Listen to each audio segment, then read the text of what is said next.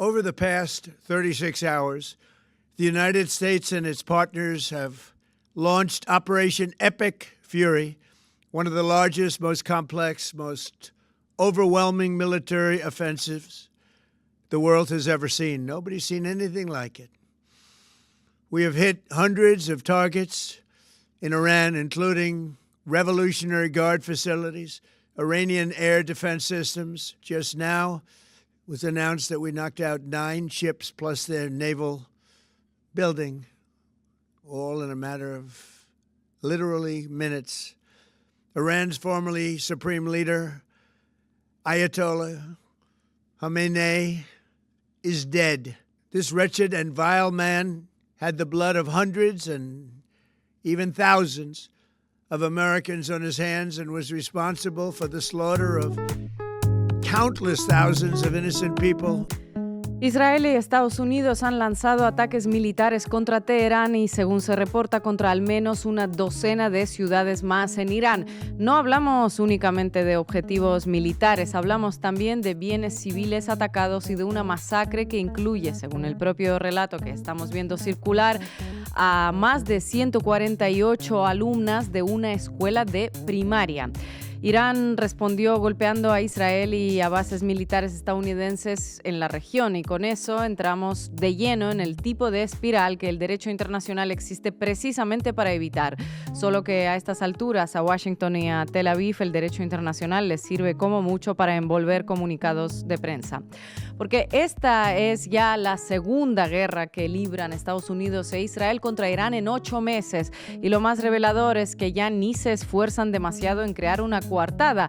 Dicen que es preventivo, dicen programa nuclear, dicen libertad del pueblo iraní, y los aliados europeos repiten el libreto con la alegría automática del vasallo, como si asesinar el liderazgo político y clerical de un país, como si bombardear ciudades, como si sembrar el pánico en la población civil fuera la vía a la libertad. Hay que tener estómago o disciplina para sostener ese relato. Nosotros sabemos perfectamente que el argumento de las armas nucleares iraníes es una patraña. Ellos también lo saben. Llevan 3 décadas anunciando que Irán está a punto de fabricar el arma, que está a semanas, a meses, a un paso. 3 décadas buscando pruebas con inspectores, con presión, con inteligencia, con sanciones. Y aquí estamos. La amenaza siempre es inminente y la prueba nunca llega. Si de verdad les obsesionara la no proliferación y les preocupara destruir arsenales nucleares existentes, pues ya podrían subirse a un avión e ir a Israel. Pero claro, eso significaría tocar un programa de armas nucleares que sí existe, que no está sometido a sanción internacional real, que no pasa por el mismo escrutinio, y eso no entra en el guión. La ironía es obscena. Irán, a diferencia de Israel, es parte del Tratado de No Proliferación, es decir, tiene derecho a desarrollar energía nuclear con fines pacíficos, y esa legalidad, esa pertenencia al marco multilateral se convierte ahora en excusa para bombardearlo. Así funciona el mundo cuando el derecho no es derecho sino herramienta de poder. La norma existe para los débiles y la excepción para los fuertes. Entonces, si no es por armas nucleares, ¿por qué es? Por hegemonía, por control, por recursos y rutas, por lo que siempre fue.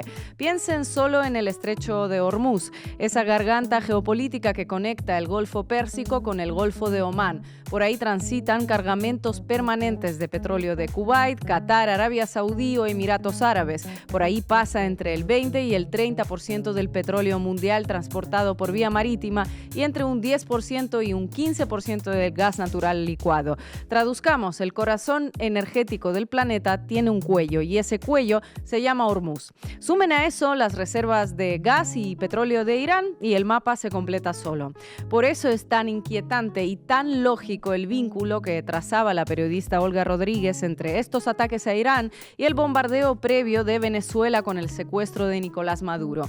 Uno de los objetivos centrales allí era asegurarse el acceso al crudo venezolano. Lo insinuaron, lo dejaron caer como quien no quiere la cosa y lo dijeron abiertamente abiertamente: petróleo, reservas, control. Y esa meta venía acompañada de una idea estratégica. Si luego viene Irán y la tensión escala, Teherán puede amenazar con cerrar el estrecho de Hormuz.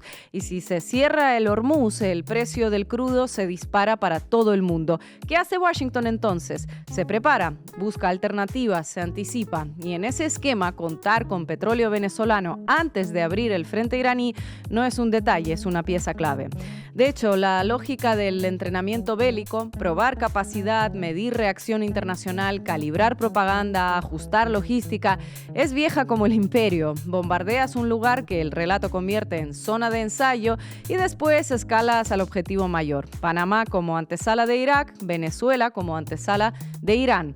Y en todos los casos, el elemento común es la certeza de una total impunidad, que el costo político es manejable, que el escándalo dura un ciclo de noticias y que al final la realidad se impone por la fuerza. Irán no era una amenaza para Estados Unidos ni para Israel del modo en que lo presentan, como tampoco lo era Venezuela para Estados Unidos, como tampoco lo es Cuba para la seguridad nacional estadounidense, como tampoco lo es ese comodín discursivo de cárteles fantasma convertido en excusa para asfixiar países o intervenirlos. Lo que sí es una amenaza para su modelo es cualquier Estado que no se arrodille, cualquier gobierno que controle recursos estratégicos, cualquier región que intente decidir por sí misma. El año 2026 nos está enseñando de manera implacable y semanal quién opera como verdadero patrocinador y perpetrador del terrorismo. El que bombardea capitales, el que ejecuta preventivamente, el que mata civiles y lo vende como defensa, el que viola fronteras y lo llama orden. No hay que buscar definiciones nuevas. Solo hay que mirar quién tiene los misiles y quién pone las reglas y quién decide cuándo las reglas no aplican. Y algo que no debemos olvidar y que se nos muestra con dolorosa crudeza en otros lugares del mundo donde otros mandatarios ultras comienzan sus propias guerras. Esta forma de comportarse abre la puerta al resto de tiranos del planeta para justificar sus propias agresiones. La ruptura del orden internacional que comenzó en 2003 sirve de ejemplo para que otras potencias legitimen sus agresiones. Si el primo grande lo hace, ¿por qué no puedo hacerlo yo, que también cuento con mis bombas nucleares? El camino a seguir siempre lo ha marcado el imperio y está claro que cuando llega la ocasión siguen sus pasos sin vacilar. Cueste las vidas que cueste y cueste las sanciones que cueste. Una vez que abres la vía al uso de la violencia, alguien la va a seguir. Llevamos décadas viéndolo y sufriéndolo. Hoy en la base América Latina hablamos del ataque ilegal de Estados Unidos e Israel contra Irán, de la respuesta iraní y de los paralelismos inevitables con Venezuela y, ¿por qué no?, con Cuba. Bienvenidos y bienvenidas. La base América Latina. Una nueva guerra en Oriente Medio de la mano del señor que dice haber parado 8 guerras. Marco Teruggi, ¿cómo resuena eso en América Latina? Bueno, vamos a analizar lo que viene pasando en Irán y mucho más allá de Irán, porque esto se está espiralizando, como dice, me refiero a la guerra, y cuáles son las implicancias de Irán, por qué en este momento y cómo se conecta con lo que pasó en Venezuela el 3 de enero y qué nos deja esto como enseñanzas para América Latina y el Caribe, que es desde donde pensamos la geopolítica del mundo. Estefanía Veloz, supongo que el festival de los eufemismos, de las justificaciones, de las argumentaciones en medios de lo que está montando Estados Unidos e Israel en Oriente Medio está a la orden del día, ¿no? Sí, vamos a ver las portadas del día de hoy, específicamente de medios internacionales, de medios de Estados Unidos, cómo están utilizando un doble rasero para hablar de esto y cómo desapareció esa justificación que había utilizado el gobierno estadounidense durante mucho tiempo, cómo son las armas nucleares que ya no están, ya no se encuentran en las notas. Vamos a verlo. Y hoy nos acompañará el académico, escritor, periodista colombiano especializado en Oriente Medio y en Derecho Internacional Humanitario, Víctor de Currea Lugo. Arrancamos, Juanma. Debí tirar más datos. Con Marco Teruggi. El sábado 28 de febrero amanecimos con otra guerra. ¿O es acaso una misma guerra que va cambiando de terreno? Esta vez el país agredido fue Irán y los agresores fueron, para sorpresa de nadie, Estados Unidos e Israel, en lo que fue un ataque que presentaron como preventivo. Los blancos apuntados por los misiles de Washington y Tel Aviv fueron varios. Puntos claves del alto mando político, como edificios gubernamentales, sitios militares y puntos de infraestructura en diferentes ciudades, en particular en Teherán, la capital. Y también hubo ataques a civiles, como en una escuela donde murieron 180 estudiantes, según confirmó Naciones Unidas. En total fueron unos 1.000 objetivos con 2.000 bombas, si contamos los ataques del sábado y del domingo, sin contar los que siguieron este lunes, según el Pentágono y las Fuerzas de Defensa de Israel. Bombardeos que abrieron de par en par las puertas de la guerra y lograron un gran primer objetivo: asesinar al ayatolá Ali Khamenei, líder supremo de Irán, es decir, la máxima autoridad política y religiosa del país. Khamenei era la figura más importante desde que había asumido ese cargo en 1989, siendo el segundo líder supremo desde la creación de la República Islámica de Irán en 1979, luego de la caída de la dictadura del Shah que respaldaba a Estados Unidos. Es decir, que en términos políticos, Estados Unidos e Israel lograron decapitar la máxima figura de Irán, que llevaba en ese cargo casi 37 años, una muerte que despertó tanto alegría en quienes querían su caída desde hacía décadas, como tristeza en quienes tenían en Khamenei su principal liderazgo, que, y esto es importante, era tanto político como religioso. Y además de su muerte, también ocurrió la de 7 otros altos cargos políticos, incluidos el ministro de Defensa Aziz Nasir el comandante de la Guardia Revolucionaria Mohamed Pakpur. Trump anunció también el domingo, en el segundo día de guerra, haber destruido 9 barcos de marina iraní. Aunque, claro, toda información dada por uno de los dos lados debe ser tomada en este contexto más que nunca como parte de las mismas acciones de guerra. Recuerden siempre, la primera víctima en una guerra es la verdad. Conviene agregar otros elementos sobre la agresión que Washington llamó furia épica o Israel rugido de león, y no fue el primer ataque sobre Irán con participación de Estados Unidos. Recordemos que el 21 de junio del año pasado, o sea, el 2025, Estados Unidos había bombardeado Irán, por lo que esta es la segunda vez que Trump ataca al país persa. Sí, Trump, el que dice que venía a poner fin a las guerras, al que, por cierto, la FIFA le inventó un premio de paz porque se había quedado con la espinita de no haber ganado el Premio Nobel de la Paz. Segundo punto, que esta vez los ataques ocurrieron durante negociaciones que presentaban avances. Eso, al menos afirmó el ministro de Exteriores de Omán, Badr al-Busaidi, diciendo que un acuerdo entre los dos países estaba al alcance. Fueron sus palabras, y abro comillas. Dijo: si el objetivo final es garantizar para siempre que Irán no pueda tener una bomba nuclear, creo que hemos resuelto ese problema a través de estas negociaciones al acordar un avance muy importante que nunca antes se había logrado. Escuchen bien, nunca antes se había logrado. Esto fue lo que dijo el ministro de Omán, que había viajado a los Estados Unidos de América el viernes 27 a comunicárselo en persona al vicepresidente J.D. Vance. Entonces, Washington y Tel Aviv bombardearon Irán cuando había una luz de acuerdo en lo que se supone es el tema principal de preocupación para Occidente, como es la cuestión nuclear. ¿O no era ese finalmente el tema principal? Tercero, que la agresión conjunta de Israel y Estados Unidos provocó la respuesta de Irán, que realizó ataques con drones y misiles a diferentes objetivos, centralmente bases estadounidenses en Arabia Saudí, Bahrein, Kuwait, Emiratos Árabes Unidos, Qatar, Jordania, Irak, Omán, en una base de Gran Bretaña en Chipre y además en Israel. En el caso de Israel hubo varios impactos, como en Beit Shemesh, a 30 kilómetros de Jerusalén, donde murieron 9 personas y 45 fueron heridas. Y algo más novedoso para lo que estamos acostumbrados en estas guerras: varios soldados estadounidenses murieron. Earlier today, CENTCOM shared the news that 3 U.S. military service members have been killed in action.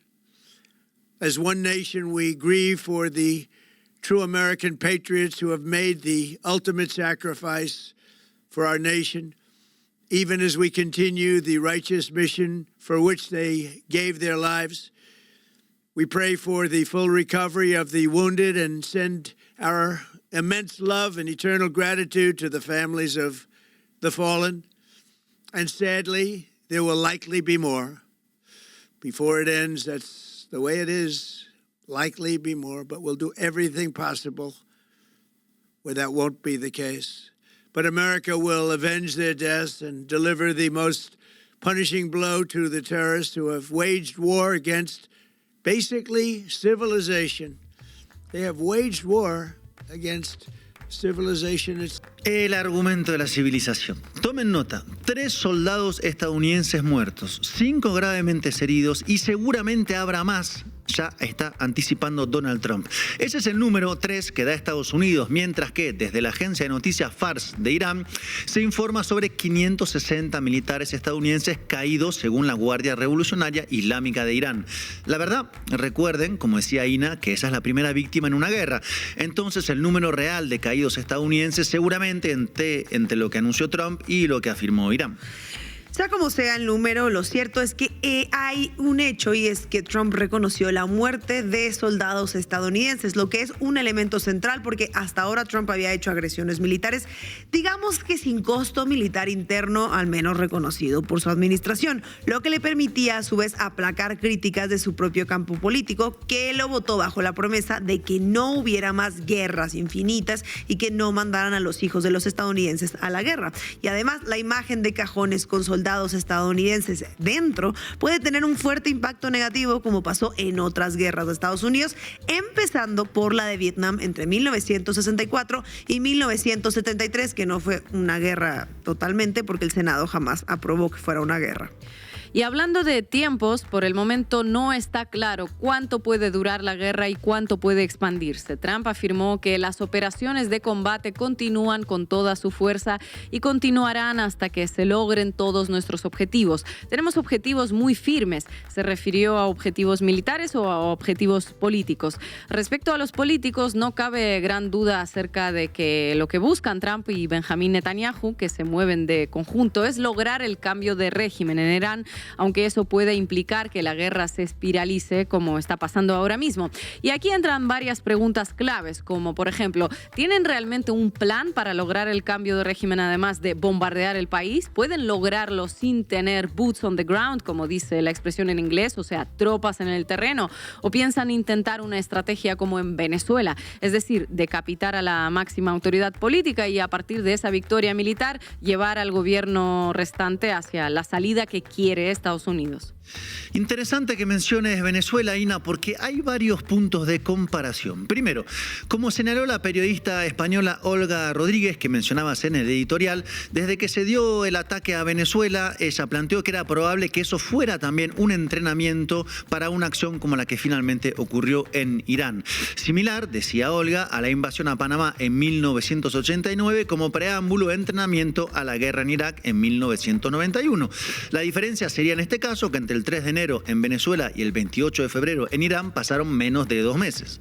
Otro elemento común es, como decía Sina, apuntaron a la cabeza principal del gobierno. Maduro en Venezuela, Khamenei en Irán. Aunque en el caso iraní apuntaron más objetivos políticos militares, por lo que la acción puede pensarse también en continuación con lo que realizó Israel en el Líbano, cuando, por ejemplo, en el 2024 decapitaron a la conducción de Hezbollah, el principal aliado político militar de Irán en el Líbano.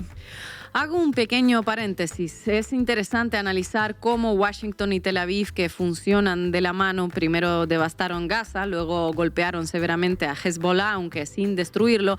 En tercer lugar, lograron el derrocamiento sin pena ni gloria de Bashar al-Assad en Siria y finalmente están yendo por el objetivo madre, Irán, como un dominó donde van cayendo piezas y en el que no parece existir una capacidad de coordinación real entre las partes para hacer frente a la ofensiva que está remodelando Medio Oriente a favor de Estados Unidos e Israel. Importante ese paréntesis para tener la secuencia de lo que pasó en estos meses. Y vuelvo un poquito a Venezuela, que ha sido además aliado de Irán en la región, en particular en los años más difíciles del bloqueo, cuando, por ejemplo, en 2020, recuerden, Irán envió buques de petróleo desde sus costas hasta las costas venezolanas en medio de la sequía de combustible en Venezuela. Bueno, ¿recuerdan el portaaviones Gerald Ford que Estados Unidos había movilizado contra Venezuela en el marco del despliegue antes del ataque del 3 de enero? Bueno, adivinen dónde llegó hace apenas unos días, al terreno de guerra de Irán. Y si se quiere hacer coincidir aún más los tiempos o la secuencia de acontecimientos, puede verse como primero, Estados Unidos avanzó sobre Venezuela, volviendo a garantizar sus intereses petroleros en el país, algo que igualmente va a tomar tiempo hasta que las inversiones den sus frutos, para luego, segundo paso, atacar a Irán, que es el segundo país con más reservas petroleras de Medio Oriente, por debajo de Arabia Saudita y por encima de Irak. Y el petróleo está justamente en el centro de esta guerra. Los precios están al alza por la posibilidad que tiene Irán de cerrar el estrecho de Hormuz, donde transita un cuarto del comercio marítimo de petróleo cada día. De hecho, volver a tener control sobre el petróleo venezolano es una manera para Estados Unidos de intentar contener esos movimientos al alza en ese momento de crisis. Ven cómo todo tiene que ver con todo, ¿no? Y si nos fuéramos aún más lejos en la historia, podríamos ver cómo todo está relacionado con el petróleo en el tema Irán. Fíjense atentamente en esta secuencia de hecho. En 1951, Irán nacionalizó su petróleo, que estaba hasta entonces en manos de empresas británicas. 2 años después, o sea, en 1953, se dio un golpe de Estado contra el gobierno iraní, golpe promovido por una acción encubierta de Estados Unidos, en particular de la CIA y Gran Bretaña. ¿A quién pusieron en el poder? Al Shah. Sí, el mismo Shah de la dictadura que luego fue derrocado en 1979, dando inicio a la República Islámica de Irán. Esa república que ahora Estados Unidos e Israel buscan derrocar. ¿Ven cómo cierra todo el círculo? Ay, el círculo de la historia, por eso hay que repasar la historia siempre, claro. Y a esta cuestión petrolera hay que agregar la política exterior de Israel como factor que busca expandirse, o sea, tomar todo el territorio palestino, y por otro lado busca remodelar un Medio Oriente para que sea dócil y no le presente amenaza. Y eso pasa por lograr centralmente el cambio de régimen en Irán. Veremos qué sucede entonces en los próximos días, semanas, donde ya se están anunciando más y más guerra, pero con este conjunto de hechos, datos y perspectivas podemos construir algunas conclusiones necesarias para entender este tiempo que estamos viviendo y hacerlo desde América Latina y el Caribe, que es desde donde pensamos. Empiezo con una conclusión. Estamos en una época de ofensiva militar de Estados Unidos, donde Trump realizó 2 declaraciones de guerra de facto en 2 meses sin pasar por el Congreso, es decir, pasando por encima del derecho internacional y en gran medida por encima de su propio derecho nacional. Segunda conclusión, no importa ya que existan efectivamente pruebas de que los ataques preventivos se producen ante una amenaza para Estados Unidos. Trump simplemente da la orden, se aprieta el botón rojo, se bombardea y luego se trabaja sobre el hecho consumado. Tercero y clave, a la hora de la verdad, o sea, de la guerra, cada país cuenta únicamente consigo mismo. Lo descubrió Al-Assad en Siria el año pasado, Nicolás Maduro en Venezuela en enero, el gobierno iraní en este fin de febrero e inicio de marzo. ¿Qué quiero decir con esto? Que el conjunto de alianzas y declaraciones colectivas de los diferentes países enfrentados a Estados Unidos no tienen efecto al momento de las bombas, ni acuerdos económicos como había hecho Irán con China, ni acuerdos militares como lo había hecho Irán con Rusia. De hecho, China y Rusia serían dentro del gran mapa geopolítico 2 de los grandes afectados en caso de cambio de régimen en Irán. Cuarto punto, agregando a lo que decía Ina, que la soledad de cada país ante una agresión de Estados Unidos se ve también en la total, pero total incapacidad de los organismos internacionales de mediar, contener o frenar. Las declaraciones de preocupación de la ONU son papel mojado, algo que no es del todo nuevo, pero se agrava. Y por último, viendo todo esto desde nuestro continente, estamos en una etapa de aceleramiento de las acciones por parte de Estados Unidos para intentar frenar su declive relativo. Y eso pasa por una redoblada agresión militar, agresividad militar, un terreno en el cual Washington está demostrando tener el predominio, al menos contra países medianos como Venezuela o potencias intermedias como Irán. Por lo tanto, debemos tener claro que hemos ingresado a la ley de la selva, donde el más fuerte busca imponer sus intereses por la vía que sea necesaria y puede, como hace Trump, simplemente ir, bombardear un país y descabezar a su gobierno. De más está decir que urge, más que nunca en este contexto, reconstruir elementos mínimos de integración entre quienes tengan esa voluntad en América Latina y el Caribe. ¿Se podrá hacer eso antes de las elecciones de Colombia y Brasil que tendrán lugar este año? Veremos. Mientras tanto, el incendio internacional crece y avanza. Muchas gracias, compañero. Thank you very much. And please welcome the very first winner of the FIFA Peace Prize, the 45th and 47th President of the United States of America, Mr. Donald J. Trump. Please.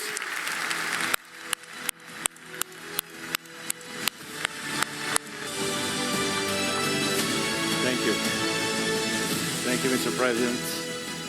Mr. President, this is your prize. This is your Peace Prize. There is also a beautiful medal for you that you can wear everywhere you want to go.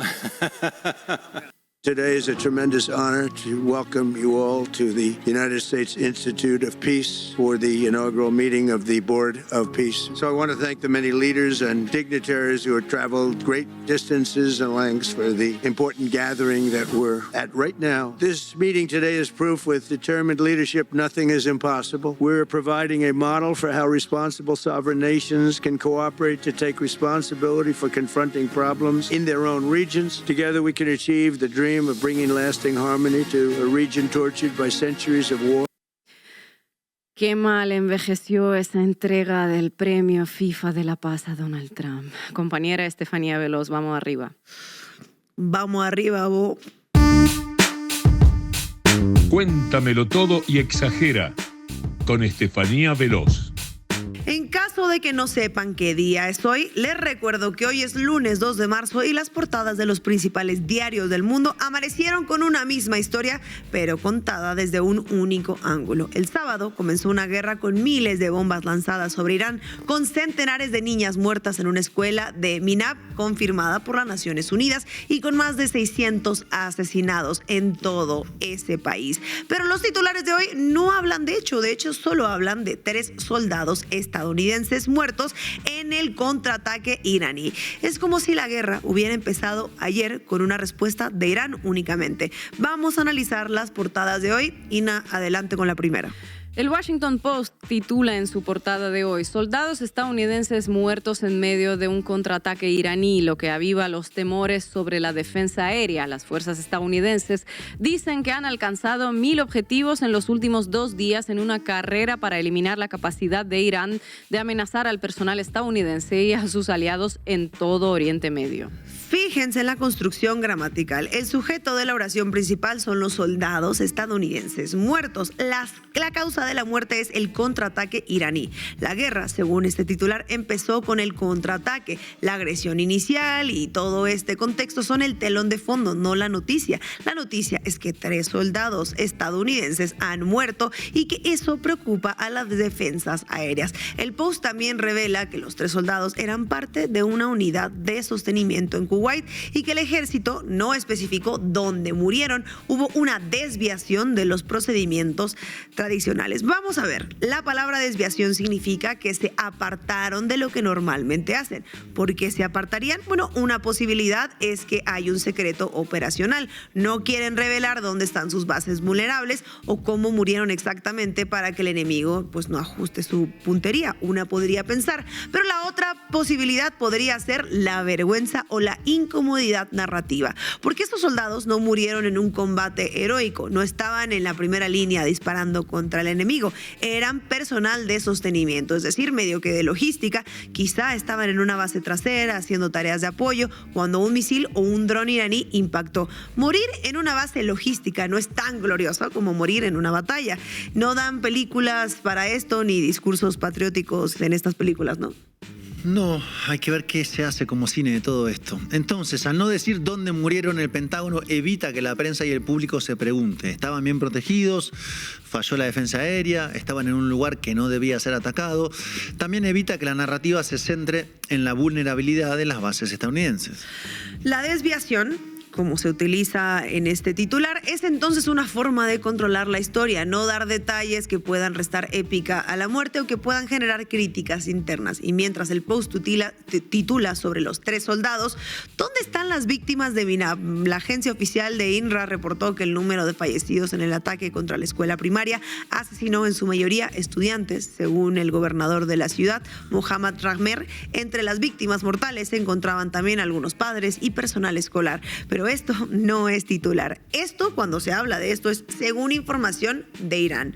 Sigamos con el New York Times, que titula en su portada: soldados estadounidenses muertos mientras explosiones estremecen el Medio Oriente. Temor a una guerra más amplia tras la respuesta de Irán. De nuevo, el sujeto son los soldados estadounidenses. Las explosiones estremecen a la región como si fuera un terremoto o un fenómeno natural, no el resultado de una decisión política. El miedo a una guerra más amplia, y esa guerra sería responsabilidad de la respuesta de Irán. Es la misma táctica narrativa. Irán responde, Irán escala, Irán amenaza, Irán. Estados Unidos en esta construcción solo reacciona. El hecho de que el sábado lanzaran miles de bombas que mataron al líder supremo y a 48 altos cargos, según el propio Trump, parece no contar. Lo de Irán es respuesta y por tanto escalada, según los medios. El domingo pasado, el Times publicó una reconstrucción detallada de cómo la CIA siguió a Khamenei durante meses para aprovecharse de una ventana de oportunidad y matarlo. Hoy lunes habla de miedo en la escalada tras la respuesta iraní. Es como si la historia empezara a partir del domingo con la reacción y no el sábado con la decisión de atacar abiertamente. La agresión inicial desaparece del titular y no olvidemos que el Times, que durante años repitió como un mantra la amenaza nuclear iraní, hoy ni siquiera menciona el programa nuclear. El Organismo Internacional de Energía Atómica confirmó que las instalaciones nucleares no fueron dañadas y que el programa sigue intacto. La justificación nuclear se reveló como una coartada, pero los medios ni se retractaron, simplemente cambian el tema. Ahora hay una nueva justificación y es la respuesta de Irán, que pasa a ser la amenaza a la paz. Y la justificación es la libertad de las mujeres iraníes, por ejemplo. Una búsqueda de libertad que por ahora ha dejado más de 100 niñas muertas. El medio Los Angeles Times titula: al menos 3 soldados estadounidenses muertos en conflicto con Irán. El titular que estamos viendo es el más escueto y quizá como que el más frío, porque dice conflicto con Irán. No es un conflicto, es una guerra que ya dejó muertos civiles. Solo importan 3 soldados muertos en este titular, en un conflicto. ¿Iniciado por quién? Pues qué importa, dice el LA Times. El subtítulo añade: Trump advierte que es probable que haya más muertes estadounidenses a medida que aumenta la violencia en Medio Oriente. Esta jerarquía es la de las víctimas en estado puro. Yo ya les he hablado de eso. Una vida merece titular y los otros son simplemente soldados. El Financial Times titula: Irán busca venganza por Khamenei con ataques contra Israel y los aliados de Estados Unidos en el Golfo. No es que Irán responda militarmente a una agresión, es que busca la venganza. Esto es una simetría de lenguaje en la primera línea de batalla y está en esta guerra. Mientras Estados Unidos e Israel bautizan sus operaciones, como ya nos contaba Marco, que en realidad no son operaciones, son ataques con bombas, tienen nombres como furia épica y rugido de león. Los medios describen las acciones de Irán con palabras como venganza, un término que psicologiza al enemigo y lo presenta como movido por pasiones irracionales en lugar de cálculos defensivos. Y es que los héroes tienen una furia épica y los villanos simplemente quieren venganza. El Financial Times, que siempre encuentra el ángulo económico, también señala que el tráfico marítimo por el estrecho de Hormuz se ha ralentizado casi hasta detenerse, lo que probablemente elevará los precios mundiales de la energía. La guerra es un dato más para los mercados. Las víctimas son el contexto, el petróleo es el titular. Lo que el Financial Times está diciendo al poner el foco en el estrecho de Hormuz y en el petróleo es que para los mercados esto no es una guerra con víctimas, es una variable más en la ecuación de la oferta y la demanda. El interés geopolítico real de Occidente en Irán no es la libertad de las mujeres, ni la bomba nuclear, ni lo que se les dé la gana decir en esta ocasión. Es el control de una de las rutas energéticas más estratégicas del planeta. Y cuando ese control peligra, lo que sube no son solo los precios, es la inflación, el costo de vida, las tasas de interés. Eso es lo que realmente preocupa a Estados Unidos. No lo digo yo, lo dice el Financial Times. The Guardian tituló: Oriente Medio sacudido por un segundo día de bombardeos. Este titular es interesante porque es el único que no pone el foco exclusivamente en las bajas estadounidenses, o sea, los soldados muertos. Habla de Oriente Medio sacudido de bombardeos, pero fíjense en el verbo sacudido. De nuevo, es como si un terremoto, un fenómeno natural existiera. No es que haya una agresión, o sea que no hay responsables. La región es sacudida por bombardeos y estos hablan como si estuviera lloviendo o como si hubiera temblado o como si hubiera un huracán. El país, 2 puntos. Incendio bélico en Oriente Próximo. Irán jura venganza tras la muerte de su líder supremo y se enfrenta a Israel y Estados Unidos en toda la región. Trump afirma que 48 dirigentes de Teherán han fallecido en los ataques y que los nuevos líderes quieren dialogar. 3 muertos y 5 heridos graves, primeras bajas estadounidenses, cierro comillas. Este titular es un manual de condensado de todas estas tácticas narrativas que hemos visto, porque comienza con un incendio bélico en Oriente Próximo, que es una metáfora que presenta una guerra como un desastre natural, un fuego que se extiende sin control, pero sobre todo sin responsables, como si nadie hubiera prendido el cerillo que lleva a ese fuego. Luego introduce Irán con la fórmula conocida como jura venganza, psicologizando al enemigo y presentándolo como movido por pasiones. En el mismo párrafo mezcla 2 categorías de muertos. Por un lado, 48 dirigentes de Teherán han fallecido, usando el verbo fallecer, que nos hace pensar que fue una muerte casi natural. Pensemos en estas 30 bombas, pues como un infarto colectivo donde murieron estas personas. Por otro lado, 3 muertos y 5 heridos graves, primeras bajas estadounidenses, donde ya no son fallecidos, sino muertos y bajas. Términos que implican victimización, o sea, a ver, los dirigentes iraníes fallecen, los soldados estadounidenses mueren. Jeremy Bowen, el editor internacional de la BBC, publicó un análisis que desmonta por completo la justificación oficial de Estados Unidos y otros países. Bowen escribe: la evidencia es que lo sucedido no es una respuesta a una amenaza inminente como implica el término preventivo. En cambio, es una guerra de elección, y agrega algo crucial sobre el argumento nuclear. Trump habló mucho sobre los peligros de las invasiones nucleares de Irán, aunque tras la guerra del verano pasado, el mandatario declaró que el programa nuclear iraní había sido obliterado. El régimen iraní siempre ha negado que quiera un arma nuclear, pero ha enriquecido uranio a nivel que no se tiene uso civil. Como mínimo, parece querer la opción de construir una bomba. Hasta ahora, Israel y Estados Unidos no han podido dar ninguna prueba de que esto estuviera a punto de suceder. Lo que decía Ina al principio, Irán ya merito va a tener armas nucleares. Y ahí radica la paradoja de Jeremy Bowen y la BBC. Bowen es el editor internacional que ha sido testigo en tribunales de crímenes de guerra, que ha denunciado bombardeos contra civiles durante décadas y que ahora escribe sin ambages que el ataque a Irán no fue preventivo sino una guerra de elección, que no hay pruebas de la amenaza nuclear, que durante años justificó sanciones y ahora bombardeos. Ya, pero para que no me digan, uy, sí, ahora hablando bien de la BBC, hay que señalarla porque una y otra vez ha aplicado este doble rasero sistemático en Medio Oriente. Mientras dedica cientos de artículos al fantasma nuclear iraní, apenas menciona el arsenal real de Israel. Mientras satura su cobertura durante ya varios años de Gaza con la palabra terrorismo, minimiza el sufrimiento palestino y el genocidio. Mientras encierra los análisis críticos en secciones de opinión, pone en portadas las partes de guerra del Pentágono, o sea, esa narrativa. Y sigamos con Axios, el medio conocido por sus filtraciones de Washington, que publicó un dato que pocos recogieron. Funcionarios de la administración Trump admitieron en privado que no había inteligencia concreta que indique un ataque inminente de Irán. La justificación pública, sin embargo, siguió siendo la amenaza inminente. Esta contradicción entre lo que se dice en privado y lo que se publica en comunicados oficiales es el pan de cada día en Washington, pero Axios lo publicó como una nota más, sin un despliegue que era muy merecido. Político reveló que asesores de Trump llevaban meses discutiendo cómo capitalizar la debilidad del régimen iraní tras las protestas del año anterior. El asesor de Seguridad Nacional, Mike Waltz, había presentado al Congreso un informe de inteligencia abrumador sobre las capacidades nucleares iraníes. Pero cuando los periodistas solicitaron ver el informe, se les negó el acceso, alegando seguridad nacional. Es el clásico círculo vicioso. Fíjense, se justifica el ataque con inteligencia secreta, la inteligencia no se muestra y los medios siguen repitiendo la justificación sin siquiera poder verificarla. The Atlantic publicó un análisis post-ataque. El texto, firmado por analistas seniors, ni siquiera menciona el programa nuclear como factor desencadenante. Habla de ventanas de oportunidades, de debilidad interna del régimen, de protestas populares, de cálculos geopolíticos.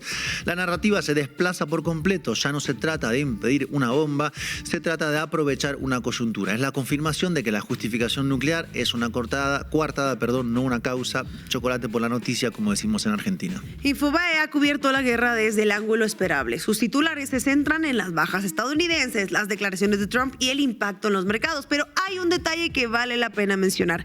Días antes del ataque, Infobae publicó un informe denunciando que Irán utiliza su canal Hispan TV para promover el odio antisemita en América Latina, o sea, para hablar del genocidio en Palestina. El informe detalla cómo Hispan TV construye un ecosistema de información que normaliza las perspectivas extremistas y reformula la narrativa antisemita como críticas políticas legítimas. No es casualidad que este informe se publique justo antes del ataque. La demonización del enemigo es parte de la guerra. Si logras que tu audiencia vea a Irán como una fuente de odio antisemita, entonces cualquier ataque contra Irán, con cualquier asesinato de civiles, estará justificado. Es el mismo mecanismo que vimos con Irak y las armas de destrucción masiva. Primero construyes al enemigo como una amenaza existencial, luego lo bombardeas. La diferencia es que esta vez no se necesitan las armas de destrucción masiva. Ya tienen el antisemitismo y la liberación de los derechos de las mujeres, por ejemplo, como coartada. En fin, volvamos a la reconstrucción del New York Times, porque ahí es donde está la clave de casi todo. El Times reveló que la CIA siguió durante meses la pista del ayatolá que Israel pudo matar gracias a la información de esta agencia estadounidense sobre el lugar y la hora de reunión del líder supremo iraní y otros cargos. La operación comenzó sobre las 6 de la mañana en Israel, cuando los aviones de combate israelí se desplegaron y los misiles de largo alcance golpearon el complejo de Jamenei sobre las 9:40 horas locales. Los altos cargos iraníes estaban en el edificio y Jamenei en otro, pero el bombardeo no dejó escapatoria a la mayoría. Al menos 30 artefactos fueron impactados en ese complejo. Esta reconstrucción, publicada el domingo, es un ejemplo de periodismo de inteligencia. Pero fíjense en el detalle. Habla de 30 artefactos impactando en un complejo residencial. Eso es lo que ellos llaman precisión quirúrgica. 30 bombas sobre un edificio donde hay personas. No hay preguntas sobre los civiles que pudieran estar ahí cerca, sobre los daños colaterales, nada de nada. La precisión se mide en si dieron en el blanco y no en si mataron o no a inocentes. Y en la misma reconstrucción, el Times menciona que después del ataque inicial bombardearon las ubicaciones donde se encontraban varios funcionarios iraníes de inteligencia, matándolos a todos excepto a un alto cargo que escapó. CNN, en su cobertura en vivo, enterró un párrafo perdido que tiene un dato importante. Los informantes del Pentágono reconocieron al personal del Congreso que Irán no estaba planeando atacar a las fuerzas estadounidenses a menos que Israel atacara a Irán primero, lo que socava la afirmación de la administración de Trump de que había una amenaza inminente y que esto era la razón para los ataques. Los propios servicios de inteligencia de Estados Unidos desmienten la justificación oficial del gobierno de Trump. Esta filtración es la prueba de que todo el andamiaje legal del ataque preventivo se sostiene sobre una mentira. Y sin embargo, el gobierno de los Estados Unidos, en boca de Trump, repite la palabra amenaza inminente como si fuera un hecho. El director del Organismo Internacional de Energía Atómica, Rafael Grossi, dijo a CBS News que las capacidades nucleares de Irán siguen ahí. Pueden tener en cuestión de meses, diría yo, unas pocas cascadas de centrifugadoras funcionando y produciendo uranio enriquecido o menos que eso, dijo Grossi.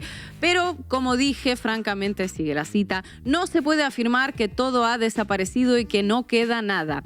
El Organismo Internacional para la Energía Atómica, la autoridad máxima en la materia, desmentía de esta manera las versiones triunfalistas de la Casa Blanca.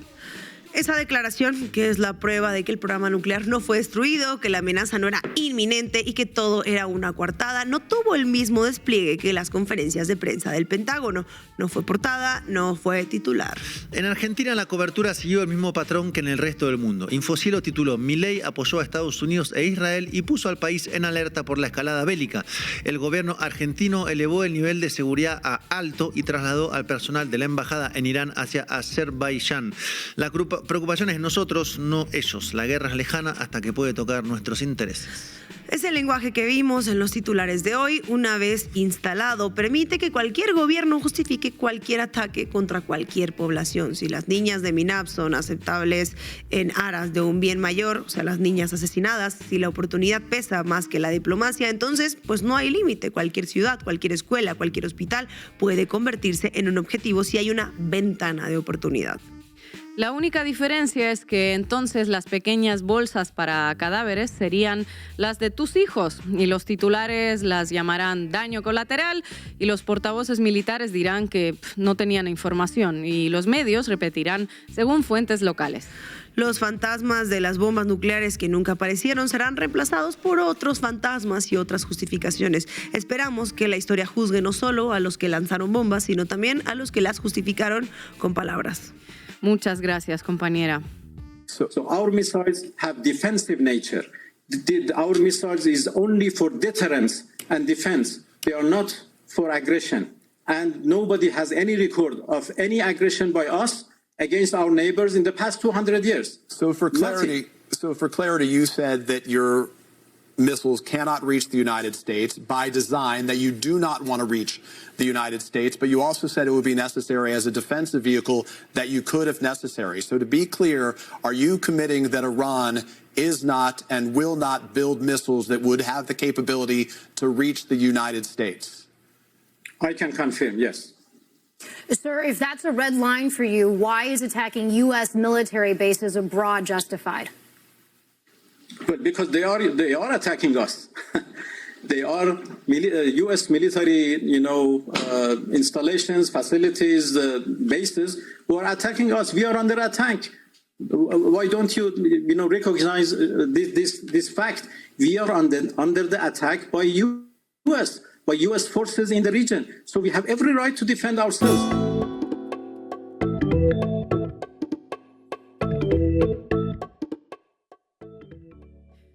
Y hoy nos acompaña académico, escritor, periodista colombiano, toda una eminencia en los estudios sobre Oriente Medio y también en Derecho Internacional Humanitario, Víctor de Currea Lugo. Víctor, muchísimas gracias por estar aquí finalmente en la base de América Latina. Bienvenido. Muchas gracias a ti por la invitación. Saludos a la mesa y, por supuesto, saludos a la audiencia.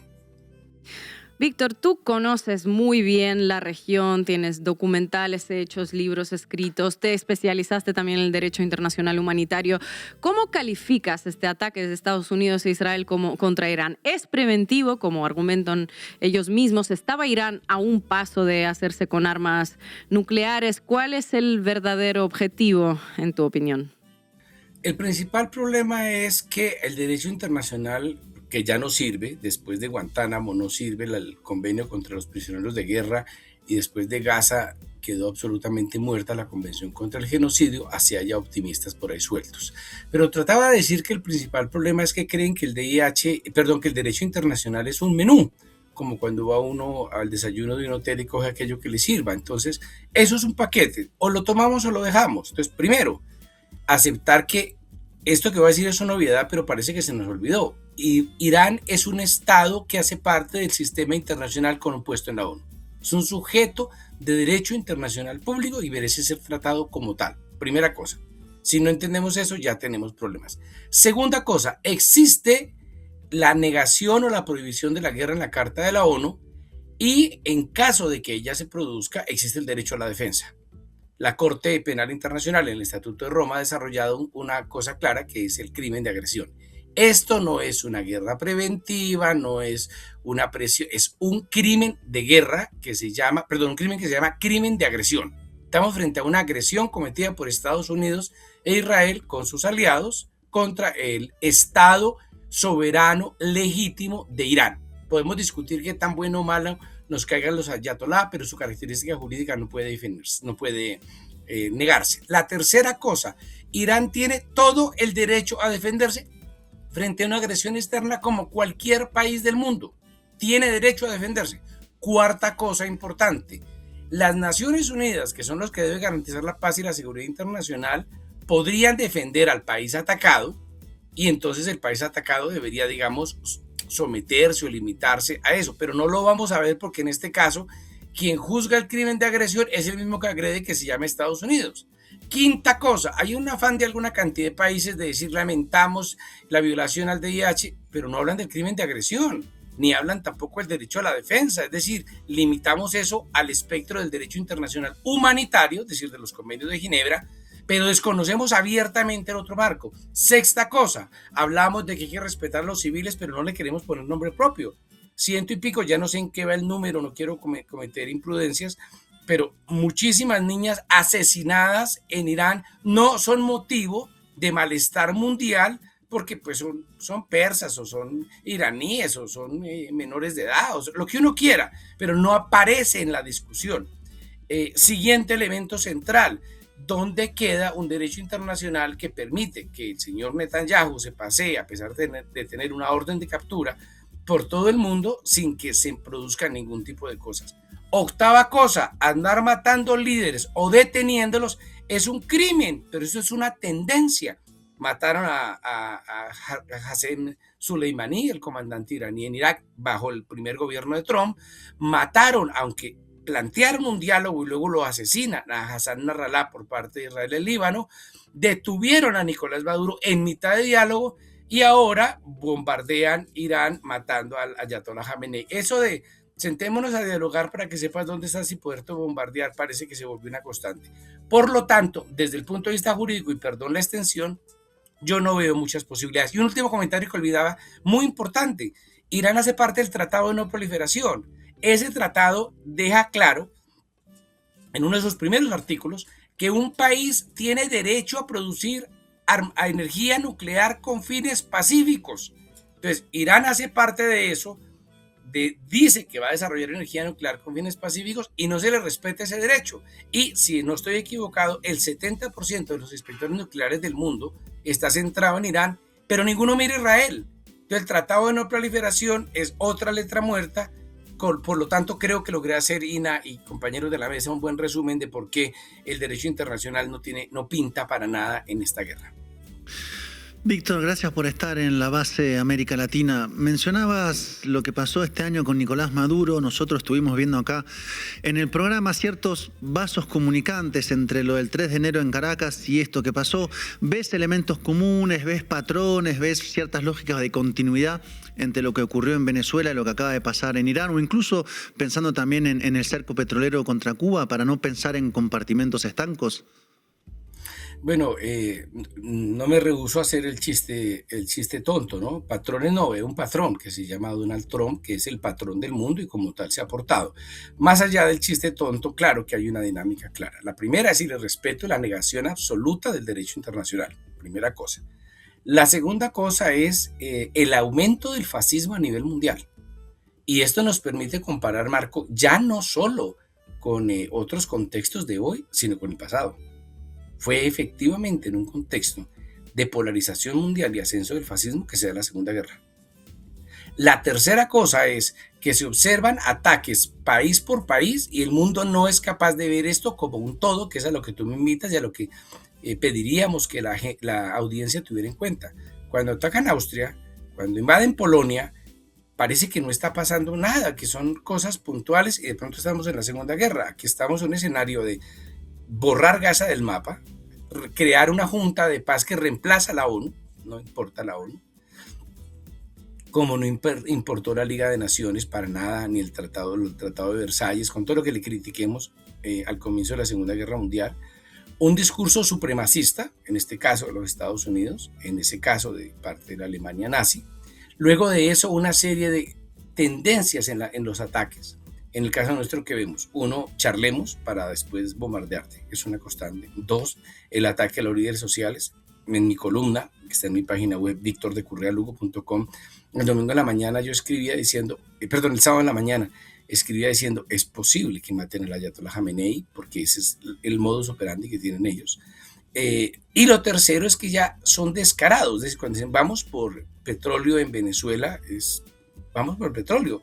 Por lo menos George Bush tenía la delicadeza de decir vamos por las armas de destrucción masiva a Irak. En última, yo creo que se le agradece al patrón que diga las verdades como son. Entonces, ¿qué hay? Hay un hegemón absolutamente fascista, absolutamente militarista. No tiene quien se oponga a él. Los pequeños esfuerzos por oponerse a él son destruidos. O por lo menos confrontados de una manera muy dura. El caso de Venezuela, el caso de Irán, el caso de Cuba. Y un patrón moralista de yo voy a organizar el mundo. Ya no es una raza superior, como diría Hitler, sino un estadio de la geopolítica superior, que es el que yo, Estados Unidos, quiero garantizar. A partir de ahí, ningún país se encuentra ajeno a un eventual ataque, absolutamente ninguno. Entonces nos colocamos en un escenario en el cual no somos capaces de leer el mundo, y en parte, y termino con esto la respuesta, porque el internacionalismo ese de la guerra civil española se reemplazó por tener un grupo de WhatsApp de gente de varios países. Un internacionalista antes iba a pelear o participaba de manera activa, solidaria con la gente que estaba enfrentando un enemigo. Ahora un internacionalista es alguien con TikTok y así nos va. Víctor, escribiste un artículo en tu blog sobre las guerras existenciales y las guerras que transforman la geopolítica. ¿Tú sostienes que la respuesta de Irán, es decir, los bombardeos a las bases de Estados Unidos en los países de la región, responden a la percepción de esto como una guerra existencial? ¿Y podrías explicar más este concepto para nuestra audiencia? A ver, si me permites devolverme un minuto, yo no creo mucho en el cuento de las guerras híbridas, porque es que todas las guerras son híbridas, desde Homero hasta nuestros días. Tampoco creo en las guerras de primera a segunda generación, que son guerras que están basadas en la existencia del Estado como lo entendemos hoy, del Estado moderno.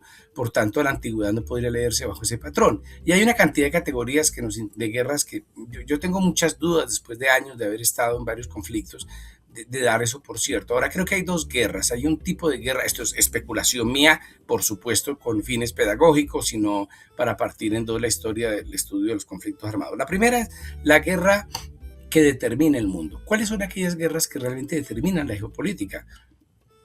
Uno pensaría la invasión a Polonia, por supuesto, pero la aniquilación del gueto de Varsovia no fue una guerra que determinara el mundo. La guerra de Somalia no nos importa, la de Etiopía tampoco, Congo tampoco, Birmania tampoco. Ucrania sí, Ucrania nos logra cambiar el escenario mundial. Entonces hay unas guerras que determinan la agenda mundial, es decir, donde el Consejo de Seguridad se reúne con una preocupación, digamos, genuina. Lo otro es un trámite burocrático. Son aquellas guerras en las cuales está de por juego por lo menos todo el panorama geopolítico. E Irán corresponde a eso. Y segundo, hay otro tipo de guerras que yo llamo guerras de existenciales, y son ese tipo de guerras donde se está poniendo en juego la existencia misma o del grupo como tal, o de lo que el grupo es, y que lo llevaría a una transformación de fondo. Por ejemplo, la guerra de la resistencia palestina en Gaza, sin duda es una guerra existencial. La de los Rohingya lo fue, la de los Tamil en Sri Lanka lo fue, la de las tropas sirio-kurdas cuando el ataque a Kobane se dio, las guerras contra el Estado Islámico, son guerras de todo o nada, ¿no? El Ejército Rojo contra el fascismo en la Segunda Guerra. El problema es que esas guerras existenciales algunas veces son marginales, o sea que no le importan. Lo que trato de sostener en mi página web es lo siguiente: hoy Irán enfrenta una guerra que tiene las dos características. Primero, es una guerra que sí determina la geopolítica mundial, y dos, que sí es una guerra existencial. Lo que se está jugando Irán ahora es su futuro en cuanto a Irán, en cuanto a lo que es. Por eso la respuesta no es una respuesta menor, es atacar 7 países del Golfo, y ahí me permito autocorregirme. No es atacar a 7 países del Golfo, es atacar a bases militares de Estados Unidos en 7 países del Golfo, que algunos analistas están diciendo, no, es que atacaron a Qatar. No, hombre, no atacaron a Qatar. Entonces, ahí sí nos afana la soberanía. Entonces, ahí decimos, Qatar es un país soberano, pero Irán no era un país soberano. Irán no tenía el derecho a la soberanía. Esa doble moral la vemos todo el tiempo. Me devuelvo. Es como si alguien atacase a Guantánamo. Hombre, atacar a Guantánamo, a la base militar de los Estados Unidos a Guantánamo, no es atacar a Cuba. Sí, no, me lo podríamos discutir y quedarnos aquí, pero quiero precisar que los ataques han sido puntuales contra las instalaciones militares de las cuales Irán ha sido agredida. Irán tiene derecho a defenderse. Entonces, ¿qué quieren que bombardee? ¿Únicamente el Pentágono para poderse defender? Me parece que eso sería un exabrupto. Entonces, esos ataques demuestran que hoy por hoy, más el asesinato del Ayatollah Khamenei, sí convierten a Irán en una guerra de todo o nada. Recordemos la historia. En 1980, Irán ha caído. No lo quieren los rusos porque el nuevo gobierno del 1979, cae el gobierno del Shah de Irán, suben los Ayatollah. Los rusos no los quieren, los soviéticos no quieren al Ayatollah porque no le dio el juego esperado a los comunistas. Estados Unidos no lo quiere porque sacó corriendo al Shah de Irán, y Irak decide, a nombre del mundo árabe, atacar a Irán. Contra Irán en ese momento está la Unión Soviética, Estados Unidos, la Liga Árabe, todo Dios, y las monarquías del Golfo. e Irán saca un empate. Ojo, sin estar preparado. Con todas las debilidades del mundo, le sacó un empate al mundo. Por tanto, subestimar la capacidad militar de Irán es tonto. Y segundo, si tomó como una decisión atacar a todo Dios a su alrededor, significa que la lectura que están haciendo no es de una guerra limitada, es de vamos a fondo, pues nos jugamos el todo o nada. Víctor, muchísimas gracias por tu análisis. Un abrazo. Muchísimas gracias a ustedes y esperemos que los próximos días las noticias sean un poco más optimistas. Y llegamos al final de este programa. No se olviden de suscribirse al canal La Base América Latina en YouTube. También pueden apoyar nuestro periodismo haciéndose socias y socios de Canal Red. Para eso tienen el QR que les dejamos en pantalla. Escanéenlo y apoyen el periodismo independiente. Y también les dejamos otro QR que les va a llevar directamente a nuestra lista de reproducción en Spotify en caso de que prefieran escucharnos. Y nos vamos a ver aquí mañana mismo a las 7 horas chilanga. Hasta pronto.